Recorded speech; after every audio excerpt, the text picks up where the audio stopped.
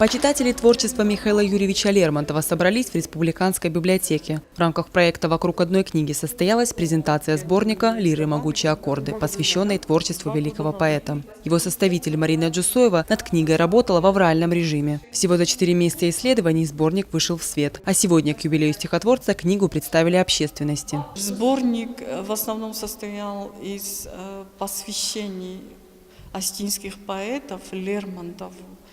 Стихи, посвященные Лермонтову, потом стихи на мотивы Лермонтова, даже переводные стихи, посвященные Лермонтову, но озвученные на остинский язык.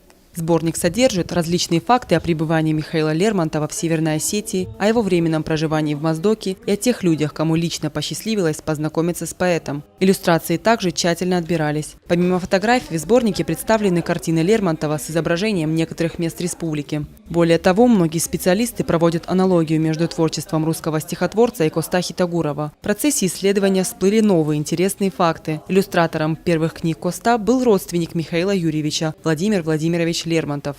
Вот это Мцыри, иллюстрация Бориса Пастернака к Мцыри. Мцыри перевел Давид Мамсу.